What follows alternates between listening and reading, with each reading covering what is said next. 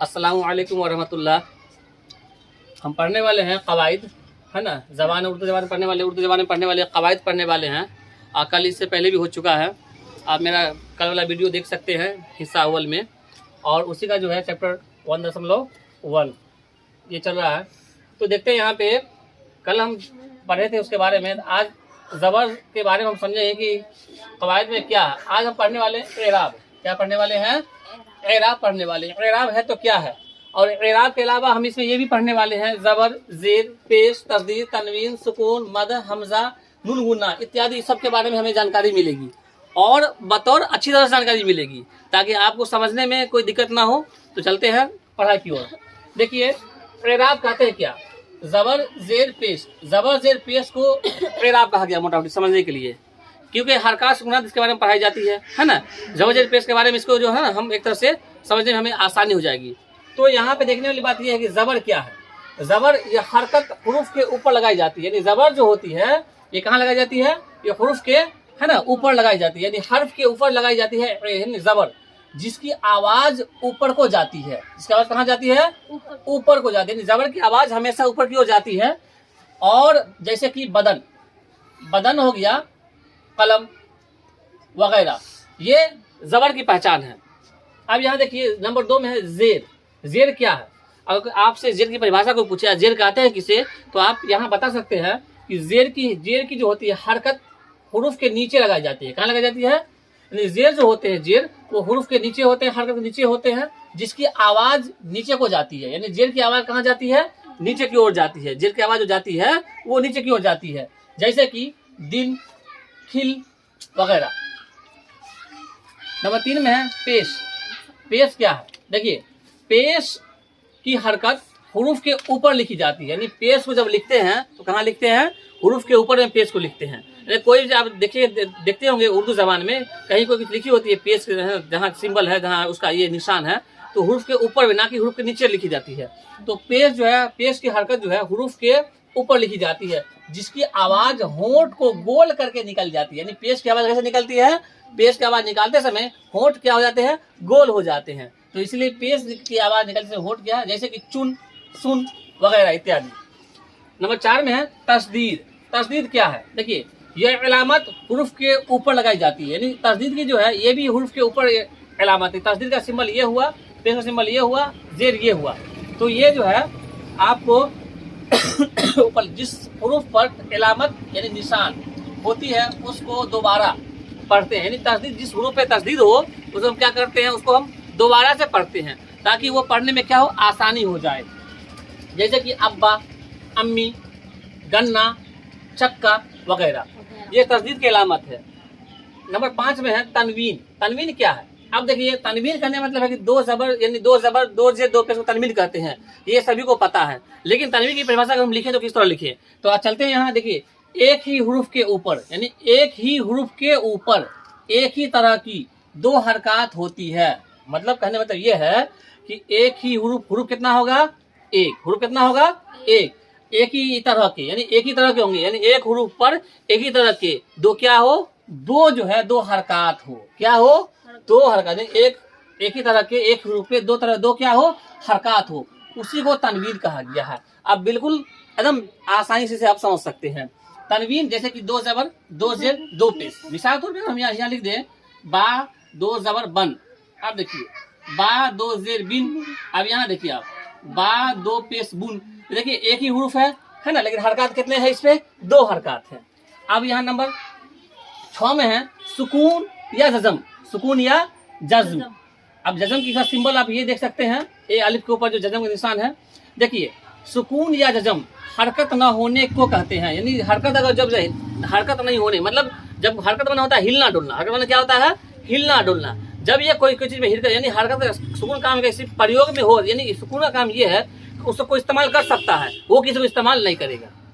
उसको कोई इस्तेमाल कर सकता है लेकिन वो किसी को इस्तेमाल नहीं करेगा। कहने मतलब ये है कि सुकून या जज़म हरकत न होने के को कहते हैं। यानी ऐसा तो है तो लिखा तो जाएगा, लिखा जाएगा, लेकिन उसको पहले नहीं लिखा जाएगा। यानी कहने मतलब है कि उसको आप लिखते हैं तो उसको मिला कर कहीं पढ़ा जाता है। हरकत जज़म जब भी आएगा तो जज़म से पहले जो है हुरूफ को उससे मिलाकर हम इसको क्या करते हैं? पढ़ते हैं। ये आखिरी हुरूफ के ऊपर लगाई जाती है। जजम जो लगती है हमेशा ये हुरूफ के क्या लगा ऊपर लगाई जाती है, उसकी शक्ल दाल की तरह होती है। जैसे कि यहाँ पे आप देख सकते हैं, ऐसे हम लिख देते हैं ना, जैसे मान चलिए यहाँ पे लिख देते हैं बज़्म, बज़्म, बज़्म, तो देखिए बज़्म है ना, बज़्म। यहाँ पे भी हम चाहें तो इसको ऐसे कर सकते हैं। उसी तरह खिदमत, मान चलिए यहाँ पे हम लिख रहे हैं खिदमत, खिदमत, खिदमत, तो यहाँ क्या है, ये हुरूफ के है ना, खा के बाद है ये, तो ये इससे पहले हमेशा हुरूफ एक कोई ना कोई हुरूफ आकर के इसका इस्तेमाल करेगा। तो यही बात है जजम के तरह, इसको हम आसानी से इसको पहचान सकते हैं। ये हुरूफों को मिलाते हैं, जैसे कि बस, सच, रब, रस वगैरह। नंबर 7 में है मद। मद क्या है? मद को कहीं ना कहीं इस तरह आप देखे होंगे। मद होता है तो कैसे होता है, तो देखिए अब यहाँ पे जैसे कि हम लिखते हैं ना आज, तो यहाँ पे मद क्या है, अलिफ मदा ज़बर आ है ना, यहाँ मद का इस्तेमाल हुआ। जिस हुरूफ पर मद का निशान हो, किस निशान हो, मद का निशान हो, यानी निशान माने इलामत होती है, तो उसको खींच कर पढ़ते हैं। क्या करते हैं? खींच कर पढ़ते हैं। उसको क्या करते हैं? हम खींच कर पढ़ते हैं। यानी जिस हुरूफ के ऊपर मद हो उसको क्या करेंगे, उसको हम खींच कर पढ़ते हैं। जैसे कि आमतौर पर यह इलामत अलिफ पर लगाई जाती है। खास तौर से मद अक्सर जो है, खास तौर से जैसे आज अभी हम लिख दिए, आज जो हम लिखे अलिफ पर लगा ना, खास तौर से ये आज हो अगर हम लिख दें तो वही यहाँ पे इस्तेमाल होते हैं। उस वजह से उसको अलिफ ममदूदा भी कहते हैं। यानी जिस अलिफ पर मदा हो उसे क्या कहेंगे, अलिफ ममदूदा। आपको इम्तिहान में बिल्कुल धैर्य रख करके ही जवाब देना है कि अलिफ ममदूदा किसे कहेंगे, तो कहेंगे जिस अलिफ पर मदा हो वो अलिफ ममदूदा है। क्या कहेंगे उसको हम, अलिफ ममदूदा है। ठीक है, तो आप इसको अच्छी तरह से देख लीजिएगा। नंबर 8 में देखिए क्या कर रहा है, हमजा। हमजा का क्या काम है? हमजा अक्सर ये हमजा कहीं ना कहीं हम देखने को मिल जाती है।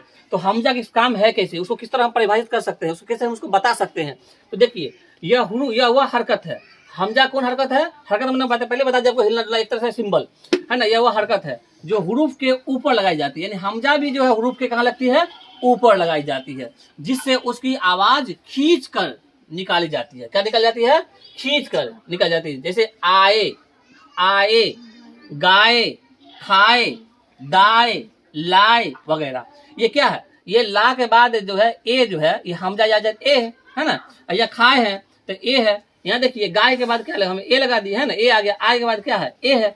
तो यही चीज है, यह वह हरकत है जो हुरूफ के ऊपर लगाई जाती है, जिससे उसकी आवाज खींच कर निकाली जाती है। जैसे आए, गाए, खाए, दाए, लाए वगैरह।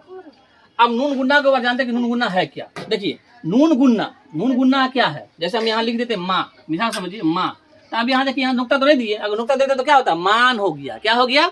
मान। लेकिन हमको यहाँ नून गुन्ना इस्तेमाल करना है, तो नून गुन्ना होगा तो कैसे होगा। अब यहाँ इसको देखने वाली बात है कि नू गुन्ना यानी नून नहीं, ये जो नून गुन्ना है यानी नू गुन्ना वो हरकत है। नू गुन्ना क्या है?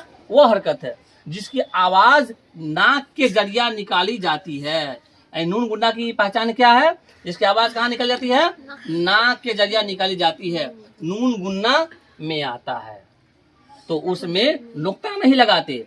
नून गुन्ना जैसे शुरू में आगे से आ गया, उसमें क्या है, नुक्ता नहीं लगाते, बीच में आ जाए तो लगाते हैं। नून गुन्ना के बाद बा आ जाए, नून गुन्ना के बाद क्या आ जाए, बा आ जाए, तो उसकी आवाज है ना की हो जाए। तो उसकी आवाज क्या है, उसकी आवाज की हो जाती है। जैसे माँ, यहाँ, कहाँ, जहाँ है ना वगैरह, ये सब हो जाती है। अब यहाँ समझने वाली बात यह है कि एराब, यहाँ पे हम पढ़ रहे थे एराब के बारे में जान रहे हैं, तो एराब क्या है, तो एराब में कुछ और बात को भी हम समझेंगे कि एराब है तो क्या है।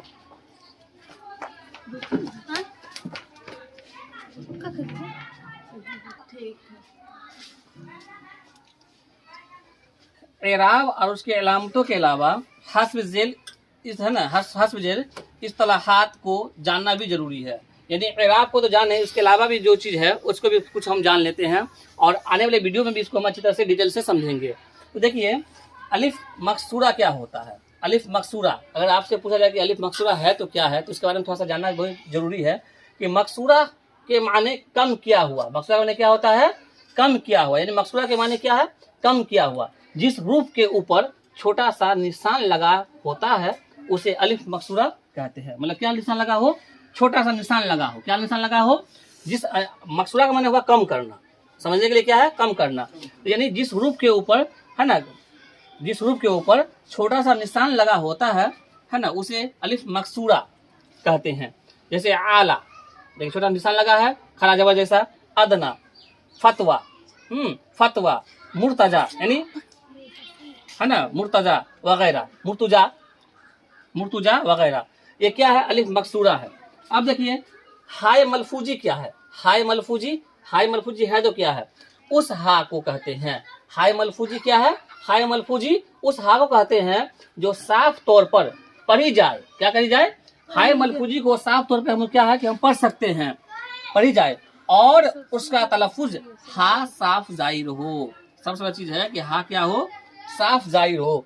वह जैसे हो, जैसे कि वाह, अब वाह बोले तो हा समझ में सीधा आ गया, शाह, शाह समझ में आ गया, राह, है ना, वगैरह। ये आपका जो है हाय मलफूजी है। आगे चले, इससे आगे जानेंगे हम नेक्स्ट वीडियो में। अस्सलाम वालेकुम वरहमतुल्लाह।